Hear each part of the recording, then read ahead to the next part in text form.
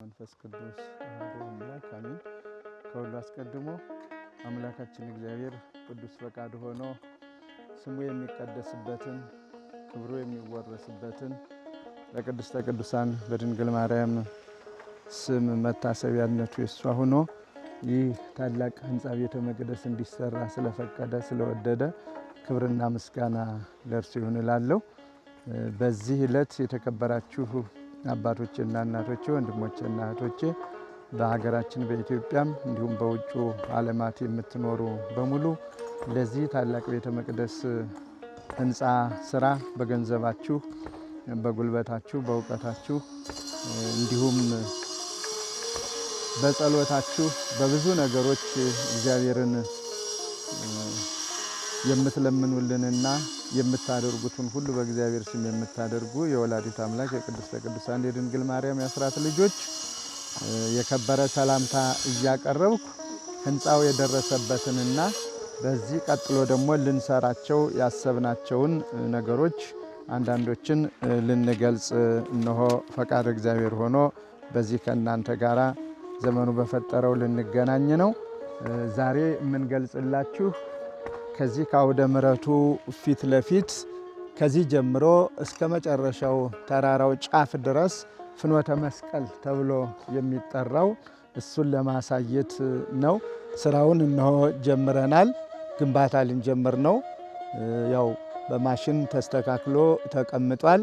ቀጥታ ፍኖተ መስቀሉ ከዚህ ነው የሚነሳው እና መነሻችንን መጽሐፍ ቅዱሳዊ ቃል አድርገን ከዚያ በኋላ በእያንዳንዱ እያብራራን እንጓዛለን እስከ ተራራው ጫፍ ድረስ ማለት ነው።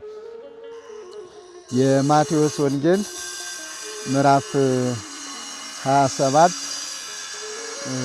ከቁጥር 11 ጀምሮ ሙሉውን እናንተ አንብቡት። እኔ ከቁጥር 11 ጀምሮ የተወሰኑ ቁጥሮችን ነው የማነበው። ኢየሱስም በገዢው ፊት ቆመ። ገዢውም የአይሁድ ንጉሥ አንተ ነህ አንተ ነህን ብሎ ጠየቀው። ኢየሱስም አንተ አልክ አለው። የካህናት አለቆችም ሽማግሌዎችም ሲከሱት ምንም አልመለሰም። በዚያን ጊዜም ጲላጦስ ስንት ያህል እንደመሰከሩብህ አትሰማምን አለው። ገዢውም እጅግ እስኪደነቅ ድረስ አንዲት ቃል ስንኳ አልመለሰለትም ይላል። እንግዲህ የገዢዎች ገዢ የፍጥረታቱ ሁሉ ፈጣሪ በገዢው ፊት ለፍርድ የቆመበትን ቦታ ለማሳሰብ በቅድስት ሀገር በኢየሩሳሌም እንደምናገኘው ከጲላጦስ አደባባይ ወይም ሊቶስጥራ ተብሎ በሚጠራው ቦታ በእኛም ጸፍጸፍ ተብሎ በሚጠራው በሌሎችም ገቦታ ተብሎ በሚጠራው ከዚህ ጀምርና ወደ ተራራው መስቀሉን ተሸክሞ ያደረገውን ጉዞ ነው። ዛሬ ይህን ስራ በዚህ በሀገራችን በኢትዮጵያ የኢትዮጵያ ቤተ ክርስቲያን ከምትታወቅበት አንዱ በቃል የተነገረውን በቃል በመጽሐፍ የተጻፈውን በመጽሐፍ እንዲሁም በተግባር ያለውን ደግሞ በተግባር ማሳየት እያሳየች ማስተማር የትውልድ ቅብብሎች ትውፊቷም ስርዓቷም ሕጓም ስለሆነ ይህንን ቦታው የተመቸ በመሆኑ ሁሉም ነገር የተስማማለት ስለሆነ ይህንን ለመስራት እነሆ ሀብለን ጀምረናል። እዚህ ላይ ይሄ ተራራ የመጀመሪያው መነሻው ዋሻ ይኖረዋል። ልክ እንደ ጲላጦስ አደባባይ እዚህ ዋሻው ውስጥ መድኃኒታችን ኢየሱስ ክርስቶስ ለፍርድ ሲቆም ፈራጁ በዙፋኑ ተቀምጦ ሲፈርድ ከሳሾቹ ሲመሰክሩ የሚታይበት ምዕራፍ 1 ከዚህ ይሆናል ማለት ነው። ከዛ በኋላ እንቀጥላለን። እንጓዝ ምዕራፍ 1 ይሄንን እንያዘው።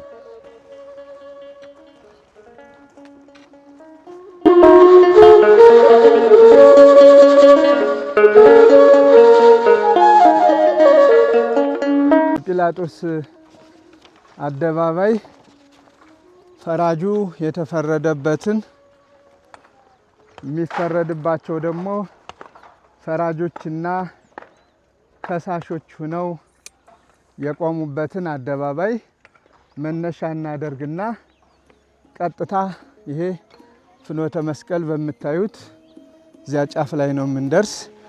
ይሄ ሁለተኛው ምዕራፍ ይሄ ነው ማለት ነው።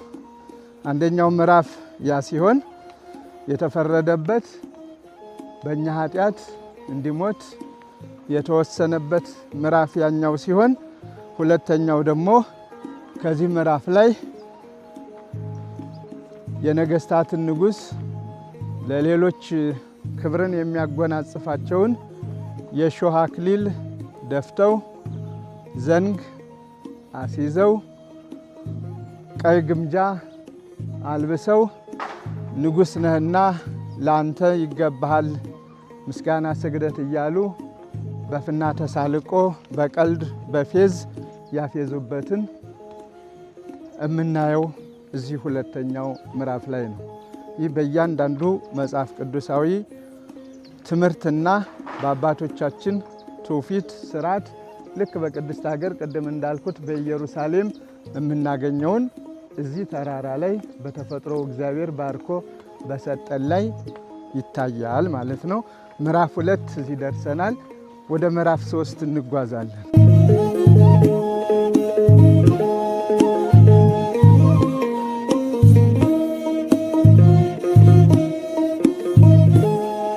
ኛው ምዕራፍ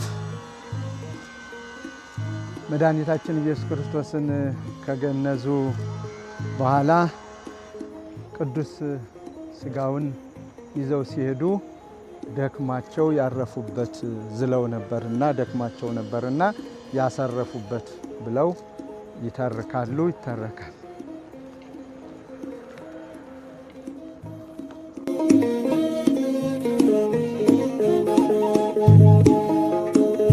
ምዕራፍ 3 ይሄ ነው ማለት ነው። አሁን የምንቆምበት ይሄ ምዕራፍ 3 ነው። ምዕራፍ 3 አምላካችንና መድኃኒታችን ኢየሱስ ክርስቶስ መስቀሉን ተሸክሞ ለመጀመሪያ ጊዜ የወደቀበት ቦታ ምዕራፍ 3 ይባላል። ስለዚህ እኛን ለማዳን ፍቅሩን የገለጸበት መንገድ የረቀቀ ነው። መስቀሉን ተሸክመን መንገላታት የነበረብን እኛ ስንሆን መስቀሉን ተሸክሞ የተንገላታበት ለመጀመሪያ ጊዜ የወደቀበት ምዕራፍ 3 ይሄ ይሆናል። ቅድም እንዳልኳችሁ ልክ ኢየሩሳሌም ላይ የምናገኘውን ቀጥታ ባህር ዳር ሀገረ ስብከት ጽርሐ ጽዮን ቅድስት ማርያም ላይ በቃልም በተረካው ማለት ነው በተግባርም የእግዚአብሔርንም ቃል ምዕራፎችን እዚህ ላይ በማስቀመጥ ዝም ብሎ ምዕራፍ 3 ነው አይደለም። ምዕራፍ 1 ላይ የሚቀመጣል ስዕላዊ መግለጫውን ጭምር እንዴት እንደነበረ ትውልዱ የሚያየውን ኢየሩሳሌም ሄዶ የማየት እድሉ ያልገጠመው እዚህ ሆኖ በአይነ ህሊና ኢየሩሳሌም ሄዶ በእግረ ስጋ ደግሞ ከዚሁ ቦታ ቆሞ ቤተክርስቲያን አንዲት ናትና የሚያይበት ሌላው ነው።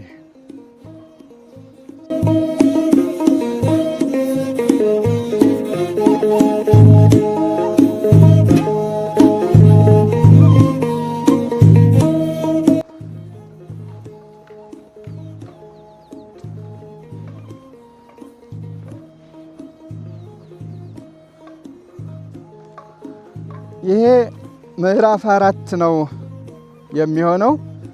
በዚህ ምዕራፍ ላይ ለመጀመሪያ ጊዜ እናታችን ቅድስተ ቅዱሳን ድንግል ማርያም ልጇ መስቀሉን ተሸክሞ ሲንገላታ ፊት ለፊት አይን በአይን የተገናኙበት ከልጇ ጋራ ምዕራፍ 4 ተብሎ ይጠራል። ይህም የታሪክ ሰዎች መዝግበውልናል። ኢየሩሳሌምም ስንጎበኝ ይህንኑ ይተርኩልናል። ስለዚህ በባህር ዳር ሀገረ ስብከት በጽርሐ ጽዮን ቅድስት ማርያም ገዳም ላይ እዚህ ጋር ምዕራፍ 4 ተሰይሞ ስዕላዊ መግለጫውም እመቤታችን ቅድስተ ቅዱሳን ድንግል ማርያም በልዩ ሐዘን በተሰበረ ሕይወት ልጇ ወዳጇ ደክሞት መስቀሉን ተሸክሞ ያየችበት ቦታ ተብሎ ይሰየማል በኢየሩሳሌም አንጻር።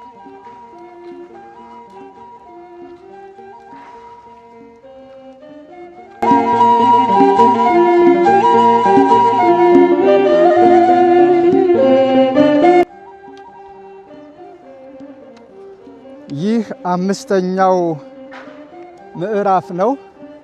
በአምስተኛው ምዕራፍ ላይ ስምዖን የሚባል የቀሬና አገር ሰው በጊዜው በአምላካችን በመድኃኒታችን በኢየሱስ ክርስቶስ ላይ ሲመከርበት ብዙና ብዙ ሲባል ርቆ የነበረ በኋላ ግን ሰላም ብሎ ሲመጣ መስቀሉን አምላካችን መድኃኒታችን ኢየሱስ ክርስቶስ ተሸክሞ በግፍ ሲንገላታ ነበር ያየው።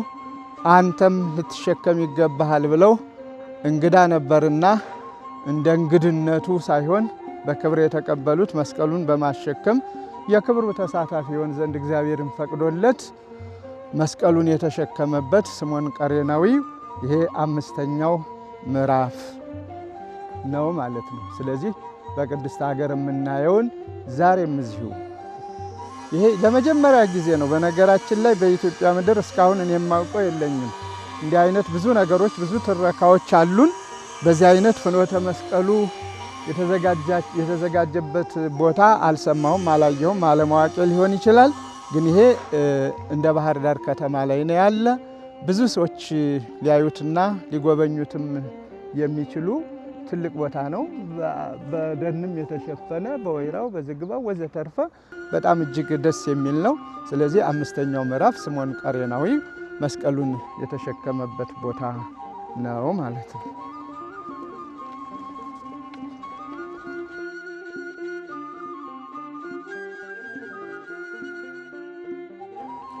ይሄ ደግሞ ስድስተኛው ምዕራፍ ነው።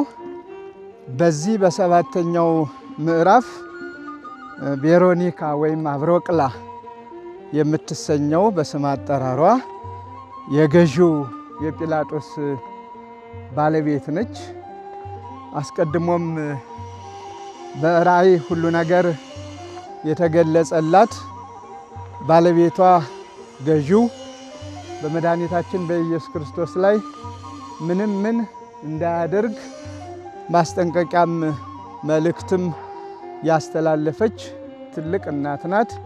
ስለዚህ በመጨረሻ ባየችው ራእይ በባለቤቷም በራሷም ላይ በተመስጦ ይህንን ክብር ለማግኘት ካየችው ክፉ ነገር እግዚአብሔር እንዲሰውራት መድኃኒታችን ኢየሱስ ክርስቶስ መስቀሉን ተሸክሞ ወደሚሄድበት ከፍርዱ አደባባይ ተነስቶ ማንንም ሳትፈራ ለምንም ለማንም ሳትንበረከክ በወታደር የታጠረውን በመካከላቸው እንደምንም ሳትቆጥር የአምላኳ ፍቅር አገብሯትና ስቧት ጎትቷት የሄደችበት ከዚያም መስቀሉን ተሸክሞ ወዝቶ መከራውን ሲያይ አይታ የለበሰችውን ቀጸላ ፊቱን የጠረገችበትና በቀጸላዋ ላይ በለበሰችው ልብስ ላይ የአምላካችን የመድኃኒታችን የኢየሱስ ክርስቶስ ስዕል ተስሎ የተገኘበት ቦታ ሰባተኛው ምዕራፍ ተብሎ ይተረካል። ስለዚህ ልክ በኢየሩሳሌም ያየነውን የተማርነውን የሰማነውን ታሪክ ለምን ትውልዱ አይማርበትም ሀገራችንስ ላይ በሚል ይህንን ተፈጥሮ እግዚአብሔር አስተካክሎ ፈጥሮ የሰጠን ቦታ ላይ ለማስቀመጥ ሰባተኛው ምዕራፍ አብሮቅላ ወይም ቬሮኒካ አምላካችን መድኃኒታችን ኢየሱስ ክርስቶስን መስቀሉን ተሸክሞ ሲንገላታ ፊቱን በልብሷ የጠረገችበትን ክብር ያገኘችበትን ለመጀመሪያ ጊዜ ስዕሉን የሚያገኘንበትን እንተርካለን እዚህ ስንደርስ። ይሄ ሰባተኛው ምዕራፍ ነው። ለሁለተኛ ጊዜ አምላካችንና መድኃኒታችን ኢየሱስ ክርስቶስ መስቀሉን ተሸክሞ ሲጓዝ የወደቀበት ሌላው ስድስተኛው ምዕራፍ ተብሎ የሚጠቀሰው ይሄ ይሆናል። በኢየሩሳሌም የምናየው በበዓለ ስቅለቱ ነው። ይህን ሁሉ የሚያስጎበኙን ኢየሩሳሌም ስንሄድ ሄዳችሁም የነበራችሁ ካላችሁ በበዓለ ስቅለቱ ክርስቲያኖች በሙሉ ከመላው ዓለም የሚመጡ በሙሉ ተራ ተራ አላቸው፣ እኛም ኢትዮጵያውያን። ስለዚህ መስቀል በእጃቸው በትከሻቸው ተሸክመው ይዘው አምላካችን መድኃኒታችን ኢየሱስ ክርስቶስ መስቀሉን ተሸክሞ እየወደቀ እየተነሳ የተጓዘበትን የክብር መስቀል ተሸክመው የበረከት መስቀል ተሸክመው ይጓዛሉ እና ይሄ 6ኛው ምዕራፍ ላይ ደርሰናል። አምላካችን ለሁለተኛ ጊዜ መስቀሉን ተሸክሞ ከወደቀበት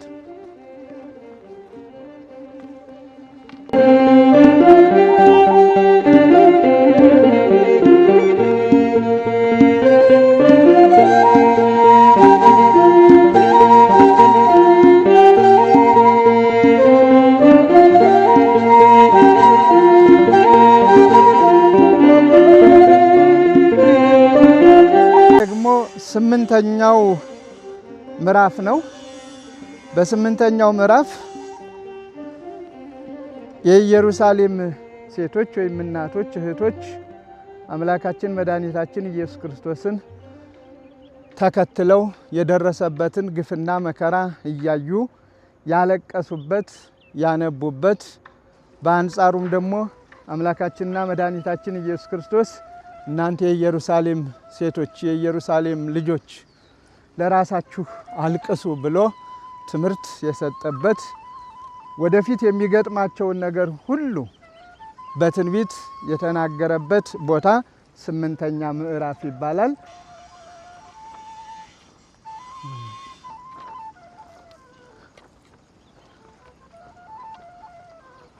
ይሄ 9ኛው ምዕራፍ ነው። 9ኛው ምዕራፍ ለ3ኛ ጊዜ አምላካችን መድኃኒታችን ኢየሱስ ክርስቶስ መስቀሉን ተሸክሞ የወደቀበትን ቦታ የሚያስታውሰን ነው። መስቀሉ ከባድ ነበርና ይላል። መስቀሉን ያዘጋጁት በወንጀላቸው ይሰቀላሉ፣ በወንጀላቸው ይቀጣሉ ብለው በምድር ላይ ግፍ ለፈጸሙት ለነበርባን ስለነበረ፣ ነገሩ ግን መልኩን ቀይሮ ግፍ ያልፈጸመውን ምንምን ኃጢአት የሌለበትን የሰው ልጆች ፍቅር የሳበውንና የሰው ልጆችን ለማዳን የመጣውን ፍርድ አጣመው ስለፈረዱበት ያንን ከባድ መስቀል ተሸክሞ እንግዲህ ከጲላጦስ አደባባይ ጀምሮ እስከ 9ኛው ምዕራፍ ሲደርስ ለ3ኛ ጊዜ አምላካችን መድኃኒታችን ኢየሱስ ክርስቶስ የወደቀበት ተብሎ ይነገራል።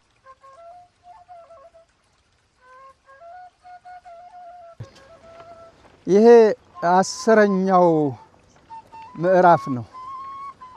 10ኛው ምዕራፍ ተስፋ አበው የተፈጸመበት፣ ትንቢተ ነቢያት በነቢያት አስቀድሞ የተነገረው የተከናወነበት፣ እጆቹን እግሮቹን እንደሚቸነክሩት አስቀድሞ የተነገረው ትንቢት ሁሉ የተፈጸመበት 10ኛው ምዕራፍ ይባላል። የምናስታውሰው የኢየሩሳሌሙን ይህንን ነው። 10ኛው ምዕራፍ እንግዲህ ሸንክረው በቀኖት በመስቀሉ ላይ ለመስቀል ያዘጋጁበት ቦታ ማለት ነው።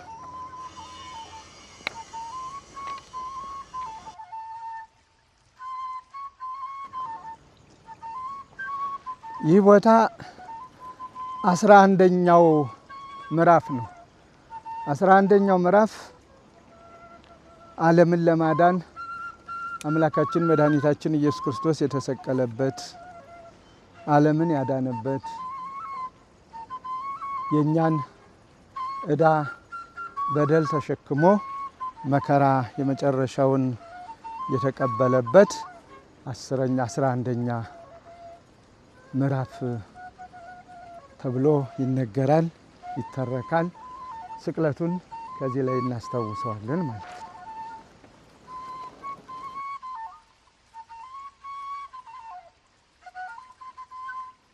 ከዚህ ቦታ ስንደርስ 12ኛውን ምዕራፍ እናስታውሳለን።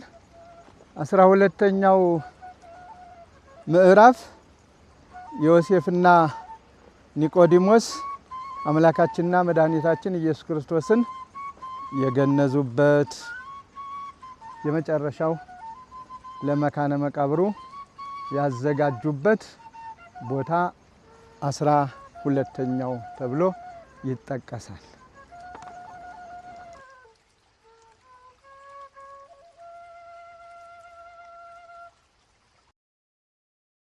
ኛው ምዕራፍ መድኃኒታችን ኢየሱስ ክርስቶስን ከገነዙ በኋላ ቅዱስ ሥጋውን ይዘው ሲሄዱ ደክማቸው ያረፉበት ዝለው ነበርና ደክማቸው ነበርና ያሳረፉበት ብለው ይተርካሉ ይተረካል።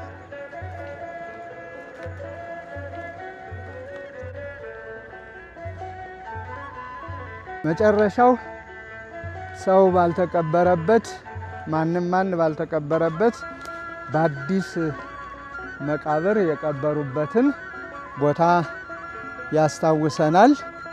እንደ እግዚአብሔር ፈቃድ እነዚህ ክንውኖች በዚሁ በታላቁ ከተማችን በባህር ዳር ሀገረ ስብከት በጽርሐ ጽዮን ቅድስት ማርያም ገዳም እግዚአብሔር አመቻችቶ በሰጠው ልዩ ጸጋን በተጎናጸፈው ቦታ ላይ ከነገረ መስቀሉ ጋር ክርስቲያኖች እንዲኖሩ ነገረ መስቀሉ ሁልጊዜ ከአይምሯቸው እንዳይጠፋ የአምላካችን የመድኃኒታችን የኢየሱስ ክርስቶስ ጥበቃው መግቦቱ እኛን ያዳነበት መንገዱ ሁልጊዜ በአይናቸውም በአይምሯቸውም የተሳለ ሆኖ ግንኙነታቸው የጠበቀ እንዲሆን ሁላችንም የሚመለከተን ክርስቲያኖች ሁሉ ይሄ ቢሰራ መልካም ነው በሚል እነሆ የመሬት ማስተካከሉ ስራ ተሰርቷል። ከዚህ በኋላ የማሳመር የማስዋብ የግንባታ ጉዳይ ነው የሚጠብቀው። ይህንን ደግሞ ያደረገ የፈቀደ እግዚአብሔር ስሙ የተመሰገነ ይሁን። መጨረሻ ላይ እዚህ ላይ ያው መስቀሉ ይቆማል ማለት ነው። ከፍ ብሎ የሚታይ ለከተማዋም መመልከቻ ለሁሉም ነገር እንደገናም ቤተ መዘክር ሙዚየምም ያለው ብዙ ነገሮችን ያቀፈ እዚህ መጨረሻው ተራራ ላይ ይገነባል። ይሄን ከዚህ በታች ያለውን መጀመሪያ ማስቀደም ስላለብን ከቤተ ክርስቲያኑም ጋራ ተጠናቆ ከዚህ በታች ያለው አብሮ ለምርቃት መድረስም ስላለበት እንደዚህ ተጀምሯል እና ይህንን ያደረገ እግዚአብሔር የተመሰገነ ይሁን።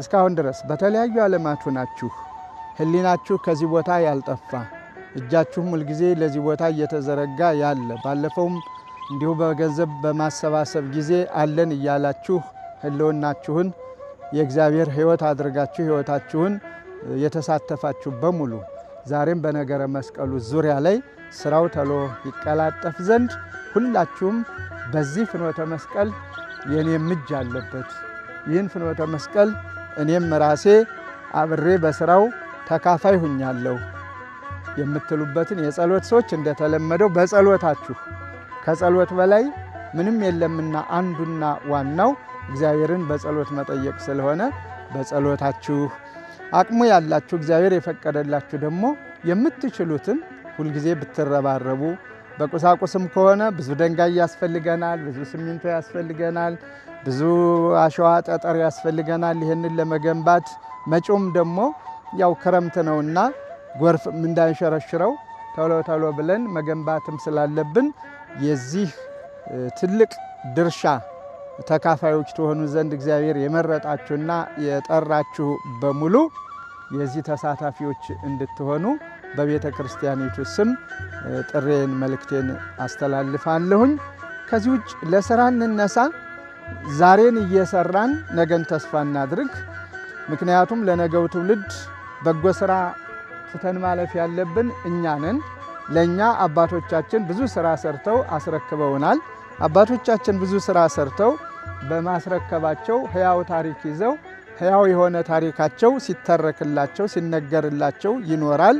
እኛ ደግሞ ልጆቻቸው እነሱ የሰሩትን በመጠበቅ የሚታደሰውን በማደስ የሚጠገነውን በመጠገን የፈረሰውን መልሶ በመገንባት እኛ ደግሞ በድርሻችን ለሚመጣው ትውልድ የኛ አባቶችስ ምን ሰሩ፣ አያቶቻችን ቅድመ አያቶቻችን ይህን ሲሰሩ የኛ አባቶች የሰሩት የት አለ ቢሉ ደግሞ ይሄው የኛም አባቶች የአባቶቻቸውን እየጠበቁ የራሳቸውንም ድርሻ ሰርተዋል ብለው እግዚአብሔርን የሚያመሰግኑበት በታሪካቸው ደስ ብሏቸው የሚኖሩበትን የማያፍሩበትን ስራ መስራት ያለብን ዛሬ ነውና ዛሬን እንጠቀምበት።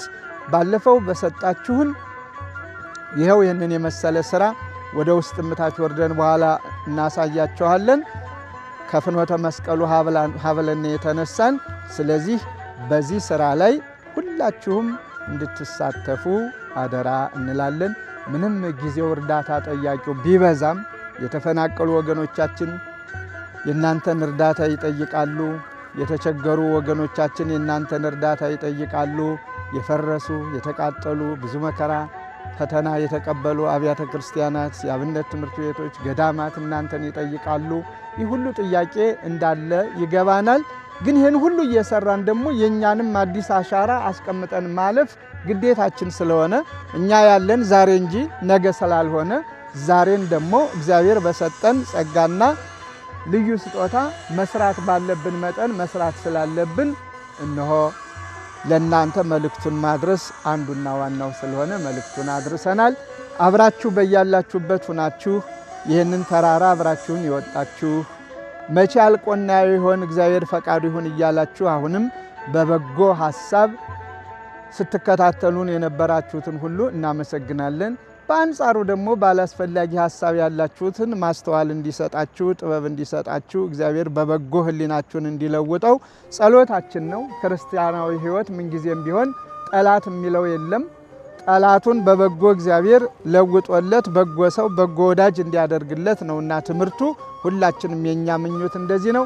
እንደ ሀገራችን እንደ ኢትዮጵያዊነት ደግሞ እገሌ ወገሌ ሳንባባል በመተባበር አብሮ መመኖር በአብሮነት በጋራ የየራሳችንን ሃይማኖት አጥብቀን ይዘን ሰላማዊ መንገድን መከተል አንዱና አማራጭ የሌለው ስለሆነ በልዩ ልዩ ሃይማኖት ያላችሁም እንደ አባቶቻችን እንደኖሩበት እንኖር ዘንድ በዚሁ አጋጣሚ መልእክታችን ነው። እግዚአብሔር ከኛ ጋር ሆኖ ከእግረ መስቀሉ ስር ከጲላጦስ አደባባይ ተነስተን ከዚህ ደርሰናል። ይህ ተውቦ የምታዩት በመጨረሻው መንገዱ ተጠናቆ አልቆ ከዚያ በየምዕራፉ ቅድም ስተርከው የነበረው ሁሉ በስዕላዊ መግለጫ ተቀምጦ ስታዩት የዚያ ጊዜ እንዲህም አለ በሚል እግዚአብሔር ፈቅዶ ኢየሩሳሌም ያልሄዳችሁ እዚህው ኢየሩሳሌምን ታያላችሁ። ከዚህ ተነስታችሁ ደግሞ ፈቅዶ እዚያ ስትሄዱ አዲስ ነገር ሳይሆን እዚህ ያጠናችሁትን በዓይናችሁም ታዩታላችሁ፣ በተግባርም ትተገብሩታላችሁ ነው። እግዚአብሔር ይስጥልን። እንግዲህ ቁልቁለት ነውና ስትወርዱ ቀስ ብላችሁ እንዳያንሸራትታችሁ። መንገዱ ይቀጥላል። ይህ መንገድ በዚህ እዚያ መስቀሉ ድረስ ይቀጥላል። ጫፉ ገደሉ ጫፍ ላይ ደብረ ቅዱስ ሚካኤል ስላለ በዚህ ሁልጊዜም ቢሆን ትልቅ መጋቢ መንገድ ይኖረዋል ማለት ነው። ምክንያቱም ማንኛውም ጎብኚ ቢመጣ እዚህ ጫፍ ላይ ቢወጣ ምንም ማማ መውጣት ፎቅ መውጣት ሳያስፈልገው በሙሉ እንደምታዩት ባህር ዳር ከተማን በዓይኑ ውስጥ ያስገባል። ልዩ ተውቦ ልዩ ውበት የተንጸባረቀባት ከተማ መሆኗንም ያያል። ሰላሟን እግዚአብሔር ያብዛላት።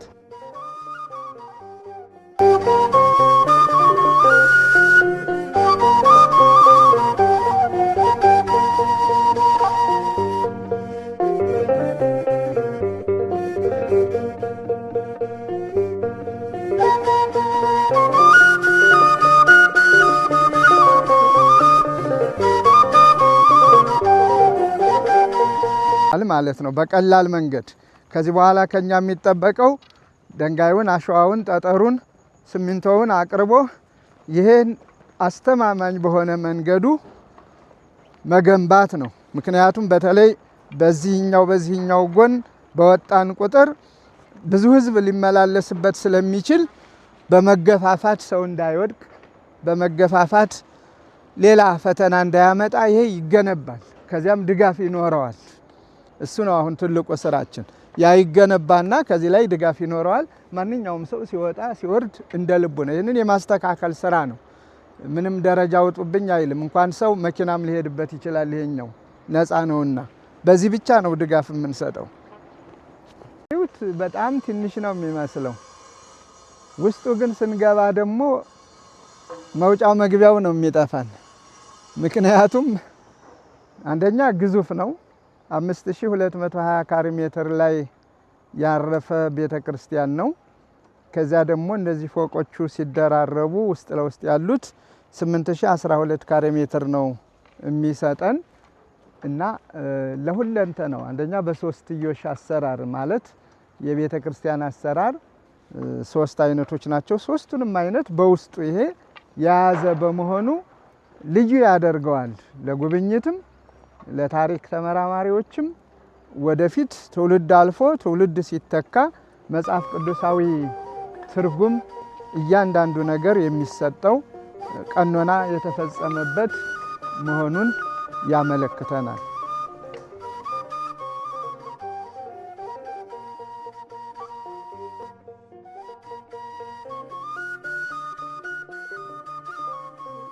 ወደፊት ቀጥታ የምንሄደው በዚያ ነው ማለት ነው የምንወጣው። አሁን ያ ግንባታው ሲጠናቀቅ ቀጥታ በዚያ ነው የምንሄደው። ለጊዜው ነው አሁን በዚህ ሰብረን የገባን እንጂ እንደምታዩት ደግሞ በዚህ አሰራሩ እንደ ስቱዲዮም አይነት ነገር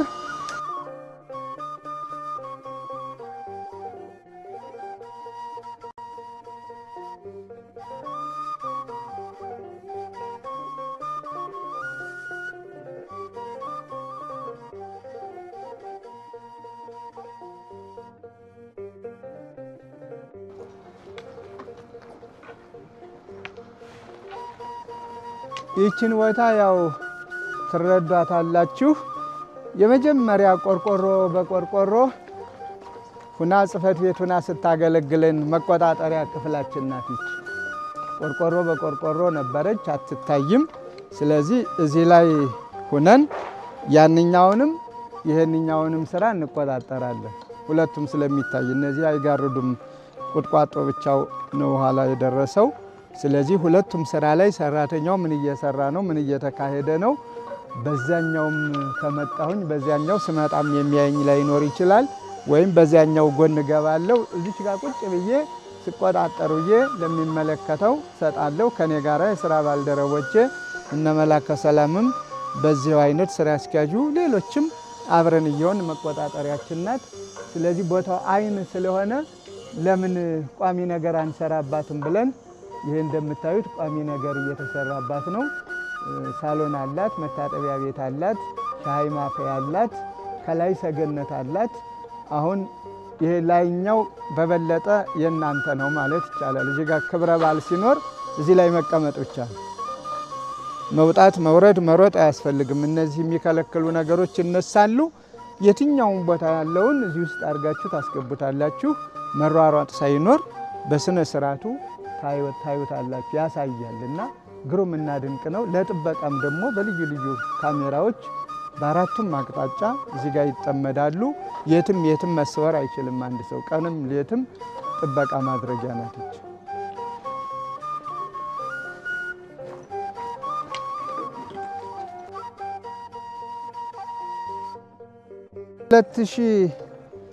2009 ጀምሮ ከተረከብነው 2009 ጥር ወር ነው የተቀበልነው። ጥር 9 ቀን እነሆ ፈቃደ እግዚአብሔር ሆኖ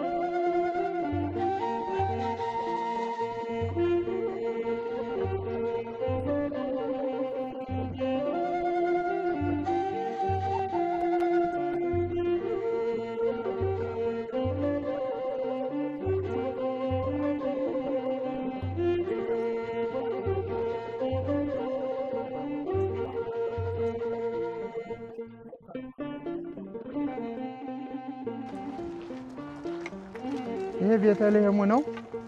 ቤተልሔሙ ሁለት ነው።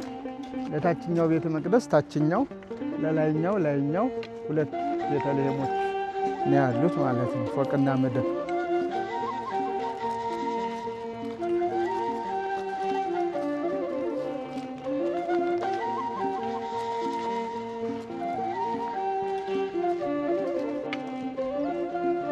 ይሄ ሙሉ በሙሉ ዙሪያውን ያዞራል።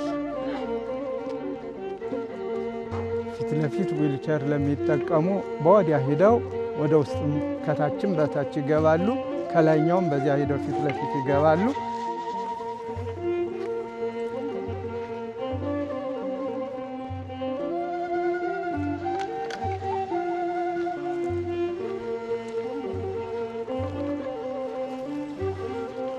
ፈጽመናል። ጽሕፈት ቤቱን ሌላ ቀን ተመሳሳይ ጊዜ ወስደን እንጎበኘዋለን። ካልደከማችሁ ባህረ ጥምቀቱ ላይ እንሄድና ባህረ ጥምቀቱን ማልበሻ አድርገን ከቻልን ደግሞ ጊዮርጊስ ተጉዘን ጊዮርጊስ ውስጡ ምን ይመስላል፣ አሁን ምን እየተሰራ ነው እዚያ የሚለውን አይተን መደምደሚያችን ይሆናል ማለት ነው። ከደከማችሁ ግን እዚያው ላይ ማሰናበት እንችላለን። ምርጫ ለእናንተ። ጥምቀት ቦታዎች በጣም ሰፊዎች፣ በብዙ ሺዎች ምዕመናንን የሚያስተናግዱ ናቸው። ፈቃደ እግዚአብሔር ሆኖ ደግሞ ይህን ቦታ ከተረከብን በኋላ ዝም ብሎ በተገኘው ላይ አክብሮ መሄዱ በቂ ስለማይሆን ቦታውን ማመቻቸት፣ ክብሩን ማስጠበቅ፣ ቋሚ ሆኖ የሚጎበኙት ይሆናል። ዓመት እስከ ዓመት እየታጠነ ይኖራል። አንድ የሚያጥኑ ይህንን የሚያስተባብሩ አንድ ካህንም መድበናል። ይሄ ነው ስራቸው የሚሆን። ይሄ ሲጠናቀቅ ክፍት ነው። ሁልጊዜ ኪዳን ያደርሱበታል፣ ያጥናሉ፣ ይጸለይበታል። በዓመት የተወሰነ ጊዜ እንደ ገዳም ሕግ ይቀደስበታል። 4 ጊዜ ያህል ማለት ነው። ለዚህ ዝግጅታችንን እያጠናቀቅን ነው። ከዚህ የተረፈ እዚህ ግቢ የሚሰራው ከዚህ ቀደም ነግሬያችኋለሁ። ዲዛይኑም ተጠናቋል። እጹብና ድንቅ የሚያሰኝ ዲዛይን ነው። ገንዘብ ይጠይቃል፣ ጉልበት ይጠይቃል፣ አቅም ይጠይቃል። ሁሉ ነገር አልቋል። መጀመሪያ ዋና ዋናዎችን እነዚህን ካስቀመጥን በኋላ እሱን ለመስራት ደግሞ ልንሄድ ነው። አጥሩም ገና ፊት ለፊት አልታጠረም። ስለዚህ በዚህ ላይ ሁሉም ምእመን አይኑን እዚህ ላይ ትኩረት እንዲያደርግበትና የጋራ የሁሉም አብያተ ክርስቲያናት ስለሆነ ይህንን የጋራ ስራ በጋራ እስካሁንም ድረስ ስራው የሚሰራ በአድባራቱ በገዳማቱ አስተዋጽኦ ነው። ገዳማት፣ አድባራት በሁለቱም ጎን ማዶ ላለችው ባህረ ጥምቀት ማዶ ያሉት አብያተ ክርስቲያናት ዊልቸር ለሚገቡም ራሱን የቻለ ነው። ይህ ድንጋይ ማለት ነው። ምክንያቱም ዝም ብሎ ከገበያ የሚገዙ ነገሮች ሁሉ በጣም አስቸጋሪዎች ስለሆኑ ጠንካራ የሆነ አገልግሎት ሊሰጥ የሚችል አጫጫውን ትሰሙታላችሁ። እና እንግዲህ እዚህ በዲዛይኑ መሰረት ብዙ እጽዋት ይተከላሉ ጥላ እንዲኖረው።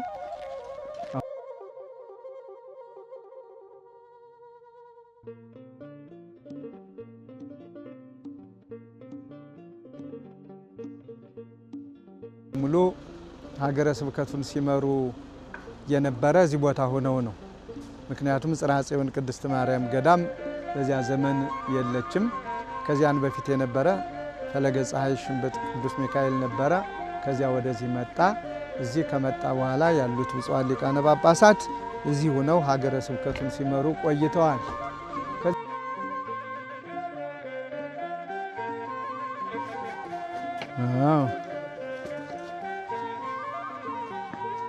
ይቺ እንደምታዩት ናት።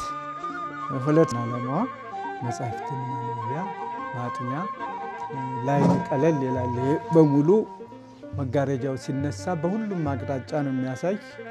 ጥበብ ተብላ ተሰይማለች። ወደ ቦታ እያሸሹ መሄድ ሳይሆን ባለበት ሆኖ ልክ እዚህ እንደምናየው በጎረቤቶቻችን ማዶም እንደምናየው እዚያው ውሃው ላይ ከፍም ዝቅም እያለ ሲጎድል ወደ ታች ይወርዳል፣ ሲሞላ ወደ ላይ ከፍ እያለ እንትን እንዲል ነው።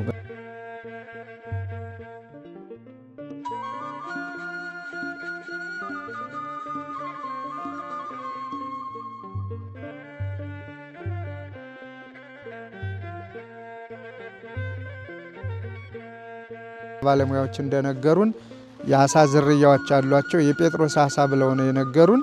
በጣም ግሩምና ድንቅ የሆነ አሳ ነው እንዳለ የነገሩን። እኛም መኖሩን እያየን ነው። ስጠው ይኸው እና እነሱም አሁን ጣል ስናደርግላቸው ይመጣሉ ብለን ተስፋ እናደርጋለን።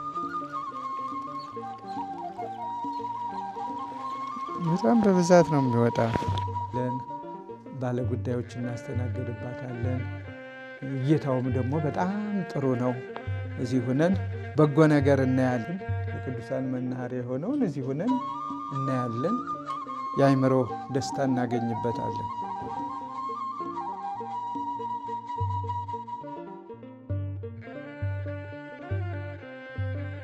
የሚመጡ እዚህ ጋር ራሳቸውን የቻሉ ናቸው። መኝታ ቤት መጠነኛ 2 ሰው 3 ሰው የሚቀመጡባት ሳሎን፣ መታጠቢያ ቤት አላቸው ሁሉም። እና በመጀመሪያ እነዚህን ነበር የሰሩት። ፈራርሶ ምን ብሎ ተጠናቆ ህዳር ውስጥ ግንባታ ጀምረናል። ከህዳር እስካሁን ባለው ጊዜ ውስጥ እንደምታዩት የብሎኬት ስራ ተጠናቆ ልስን ጀምረናል። ከዚያ በኋላ ማስዋቢያ ድንጋዮች በር ላይ አይታችሁ ከሆነ እየተጠረቡ ነው። በዚህ ላይ ይለጠፋሉ ማለት ነው። እና አሁን ውስጥ ለውስጥ እናየዋለን።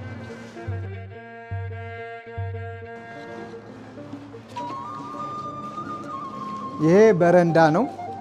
ከዚህ እንጀምር። እዚህ በረንዳ ላይ እዚህ እጅ መታጠቢያ ይኖረዋል። ማንኛውም ሰው እዚህ በቅርቡ እጁን ታጥቦ 2 ነው።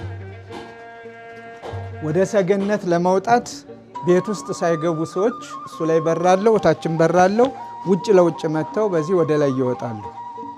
በቤት ይሄ ጸሎት ቤት ከጽርሐ ጽዮን ቀጥሎ ታቦተ ሕግና ክብር ቢባል እንደዚህ የተወሰኑ ደግሞ ክህነት የሚቀበሉ ቢኖሩ ብዙ ካልሆኑ እዚህ ላይ መቀበል ይችላሉ። እዚህ ጋር ታቦተ ሕጉ ይከብራል። የሊቀ ጳጳሱ ቤተ ጸሎት ማለት ነው። ታዩት ነው እንግዲህ ባህር ዳርን እታች ሆነን ስናየው መቃብር ነው። እዚህ ደግሞ ስናየው አሁን ወጣ ብለን ብዙ ነገር እናያለን። ይሄው ዙሪያውን የተፈለገው ነገር የማየት እድላችን በዚህኛውም ጣናን ሙሉ በሙሉ እናያለን። እጽዋቱ ጋር እንዳደረጉን ብንልም በዚህኛውም ጊዮርጊስን ዙሪያውን ነው የምንቃኝበት።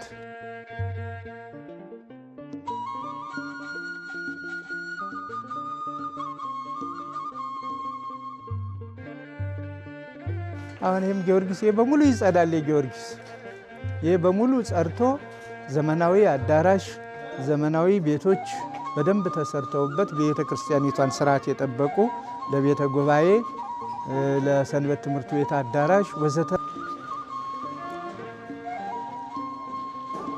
ቅድም ያልኳችሁ አንደኛው ክፍል ወደ ሰሜን ስለሆነ መኝታ ክፍሎች ቁምሳጥን ወዲያ ነው ያለው። ይህ ነፃ ነው፣ ብርሃንን የተመላ ነው። መታጠቢያ ቤት የራሱ አለው። በዚህ አይነት መልኩ ነው እንግዲህ ስራዎች እየተጠናቀቁ ያሉት። እዚህ ህንፃ ውስጥ ወደ 4 መኝታ ክፍሎች አሉት። አንዱ በጣም ሰፊና ግዙፍ ነው ከላይ ያያችሁት። ሌላው ሰገነት አለው፣ ቤተ ጸሎት አለው፣ ትልቅ ሳሎን አለው። ሌላ ደግሞ ግራውንድ አለው። አንድ ጀምረን መቁጠር ነው። ህዳር፣ ታኅሳስ፣ ጥር፣ 3 የካቲት፣ 4 መጋቢት፣ 5 ግንቦት፣ 6 መያዝያን ተውኩት። ያው ትንሣኤ ዘመን ስለነበረ ለፈው የረፍት ዘመን እና አሁን ያው ሰኔ ላይ ነው ያለን። 7-8ኛ ወር አካባቢ ነው በአጭር ጊዜ ውስጥ ይህ እንደሱ ነው ይባላለች።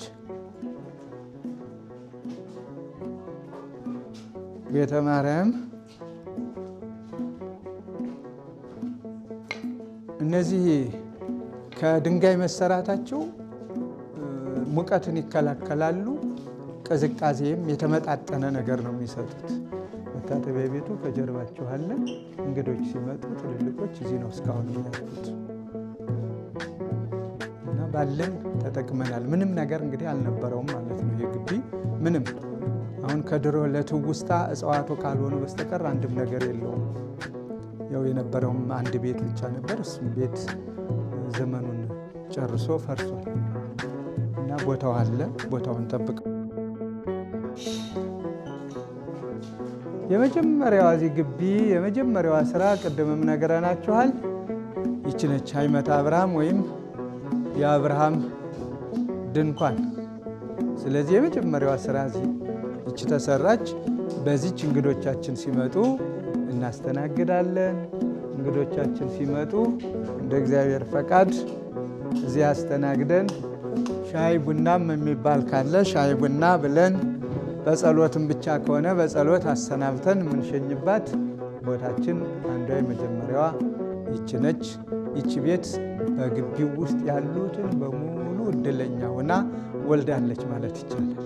የመጀመሪያ ጥሩ አርአያ ምሳሌ ሆና እነዚህ ያሉት ቤቶች ሁሉ እንዲሰሩ እግዚአብሔር ፈቅዷል።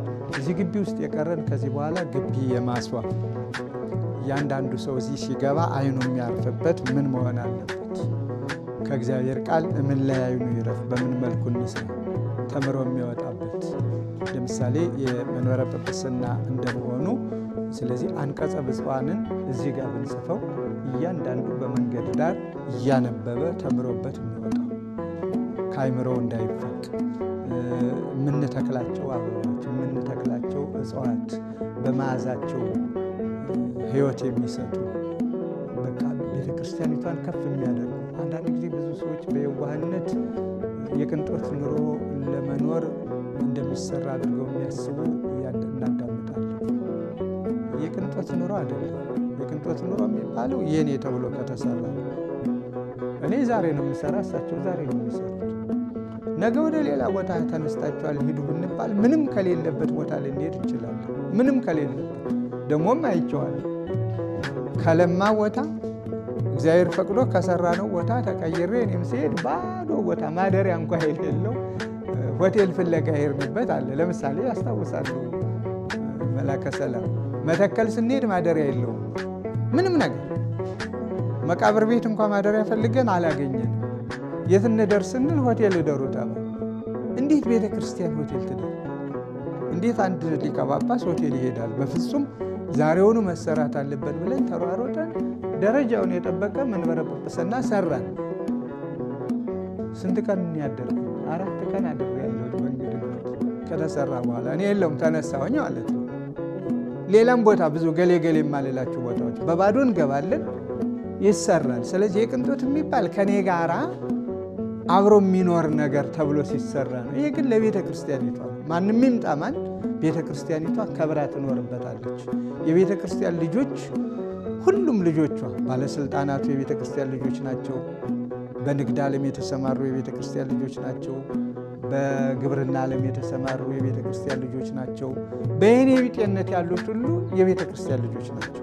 ይቺ ቤተ ክርስቲያን አሁን አድሎ ስለሌላት ሁሉንም ታስተናግዳለች። ሁሉም ሲመጡ የኛ ብለው ደስ ብሏቸው ገብተው አርፈው እግዚአብሔርን አመስግነው የሚሄዱበት ነው ማለት ነው። ለትምህርት ተጋብዘው ቢመጡ ለልዩ ልዩ ተልእኮ ኑ ተብለው ቢጠሩ በየደረጃቸው ይሄ ነው እንደ ቤተ ክርስቲያን የምትኖርበት መባል የለበትም። ትናንት የና አካባቢ ያየ መቼም ብዙ ማለት ይቻላል እጽዋቱ ብቻ ናቸው የሚመሰክሩት። ሌላውን ካየን ከተማው እዚህ ጋር እንደ ክፍት ቦታ ተጠባቂ እንደሌለው አድርጎ ምን አይነት ስራ ይሰራበት እንደነበረ ያልገባቸው የውሃን ምስኪናን የትናንትና ትዝታ ነው።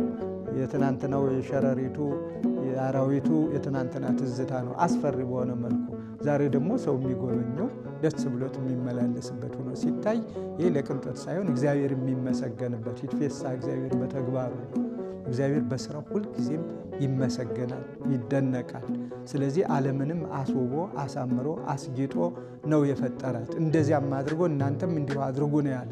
ስለዚህ እግዚአብሔር አሳምሮ የሰጠንን ነገር እኛ ማበላሸት ስለሌለብን ክብሩን ጠብቀን መኖር ስላለብን በዚህ አይነት መልኩ ሲሰራ እንደው ካልተረዳን ለመረዳት ነው መጠየቅ እንጂ ቤተ ክርስቲያን ሰዎች እየተራቡ ይህን መገንባት አዎ መራባቸው ይነካናል። ግን የተራቡትንም እየረዳን ቋሚ ታሪክም እየሰራን በየዘርፉ ሁሉንም ልናደርገው የሚገባንን ብናደርግ መልካም ነው ከሚል ተነስተን እንደ እግዚአብሔር ፈቃድ ከዜሮ እየተነሳን እግዚአብሔር እያሟላልን አለን። ይችን ለመስራት የተቸገርንበት ጊዜ ነበረ። ገንዘብ ይችን ለመስራት በዚያን ጊዜ በጣም ትንሽ ገንዘብ ግን እግዚአብሔር ፈቅዶ ዛሬ ይች አይደለችም፣ ብዙ ስራዎች ተሰሩ። አንድም የጎደለ ደግሞ የለም። ትናንትና መጠነኛ ሳንቲም ያገኙ የነበሩ ሰራተኞች ዛሬ ከፍተኛ ደሞዝም እያገኙ ስራም እየተሰራ ልማቱም እየለማ ነው። ለዚህም ነው ፍቅሩም ያልጎደለው ሰላሙም እንደሰፈነ ያለው። ማንም ሰው መብቱ የተጠበቀለትን ተጠብቆ ይቀጥላል። ስራውም ደግሞ በልማትነቱ የነገዋ ቤተክርስቲያን ተረካቢ ትውልድ ለራሳቸው ኖሮ እንጂ ለእኛ የሰጡን ያስረከቡን ያስተላለፉልን የለም ብለው እንዳያሙ ይህንን ተቀበላችኋል፣ እናንተም ስሩ ብለን ለማስረከብ የምንችልበትን እየሮጥን ነው። ፈቃደ እግዚአብሔር ሆኖ በጸሎታችሁ፣ በገንዘባችሁ፣ በእውቀታችሁ በተለያየ መልኩ የረዳችሁ ሁሉ ቤተክርስቲያኒቱን የረዳችሁ ወገኖች ሁሉ በምክራችሁ እኛንም ያልተለያችሁ አይዟችሁ በርቱ ግሩም ስራ ነው እያላችሁም እንዲሁ ሕሊናችን በደስታ እንዲሰራ የመከራችሁንንም በሀገር ውስጥም ከሀገር ውጭም ያላችሁትን ቦታውንም በመስጠት መንግስትም እንደ መንግስትነቱ የከተማችን አስተዳደር የክልሉ እንደ ባህር ዳር ሀገረ ስብከት እስካሁን ጥያቄዎቻችን እናቀርባለን። ለጥያቄዎቻችን እኛም ስንጠይቅ የእኛ ያልሆነ አንጠይቅም። የእኛ የሆንን ለእኛ የሚገባንን ቤተክርስቲያኒቷን የሚወክል ነገር ነው ጥያቄያችን፣ እየሆነ ነው ያለው። እስካሁን እግዚአብሔር ይመስገን። የጎደሉን ጥቂት ነገሮች ናቸው። እነሱም ደግሞ በአጭሩ ይስተካከላሉ ብለን እናምናለን። እንግዲህ እናንተም ዛሬ እንደው ቅኝት ገንዘብ ልመና ብቻ ሳይሆን ባለፈው እርዳታ ጠየቅን፣ ለምን የተለመነው ገንዘብ ምን ላይ ዋለ፣ ምን ተሰራበት፣ ምን እየተሰራ ነው የሚለውን በካሜራ አይናችሁ አይታችሁ በሩቅ ሆነው በእምነት ገንዘባቸውን የሰጡ ሰዎች እዚህ ጋር ደርሶላችኋል፣ እኛ የዓይን ምስክሮች ነን ብላችሁ የምታስተላልፉበት፣ እናንተም ደግሞ ሩጣችኋል ደክማችኋልና ያን ያህል ሩጠን ምንድን ላይ ነው ያለ፣ ምንድን ነው የሆነ፣ ገንዘብ አምጦ ብቻ ነው እንዴ የሚል የአእምሮ ጥያቄ እንዳይፈጠርባችሁ፣ አይ እንኳን ሮጥ እንኳን የዚህ ተሳታፊዎች ሆን ብላችሁ እግዚአብሔርን የምታመሰግኑበትን ስራ እንድትጎበኙ እንድታስጎበኙ ነበረ የዛሬው መርሃ ግብር። በመርሃ ግብሩ መሰረት መጥታችሁ ያንን ረጅም ተራራ ወጥታችኋል፣ ሮጣችኋል። እኛ አንድ ጊዜ ወጥተነው ከሆነ እናንተ 2-3 ጊዜ ነው የወጣችሁት ማለት እችላለሁ። ትወጣላችሁ፣ እንደገና ደግሞ ትወርዳላችሁ፣ ትወጣላችሁ። ይህ ማለት በፍቅር ስራ መስራትን ለእግዚአብሔር ጉልበትን መስጠትን የሚያመለክት ስለሆነ ለእናንተም ልባዊ ምስጋና አለን። እግዚአብሔር ይጠብቃችሁ፣ በእውቀት ላይ እውቀት፣ በጥበብ ላይ ጥበብ እግዚአብሔር አብዝቶ ይስጣችሁ። የተጀመረው የስራዎቻችን ልማቶቻችን ሁሉ ሙሉ በሙሉ ተጠናቀው እግዚአብሔርን የምናመሰግንበትን ቀን ይስጠን። ለዚህ ሁሉ ደግሞ ሰላም ወሳኝ ነውና የሰላም አምላክ ለሀገራችን ለኢትዮጵያ ሰላሙን ይስጥልን፣ ሰላሙን ያብዛልን፣ ሕሙማንን ይፈውስልን፣ ሕፃናትን ያሳድግልን። ለሀገራችን ለኢትዮጵያም ሰላሙን፣ ፍቅሩን፣ አንድነቱን ይስጥልን። እኛንም እግዚአብሔር እስከ መጨረሻው ድረስ በምግባር በሃይማኖት ያጽናን። እግዚአብሔር ይባርከን፣ እግዚአብሔር ይባርካችሁ። አሜን። አቡነ ዘበሰማያት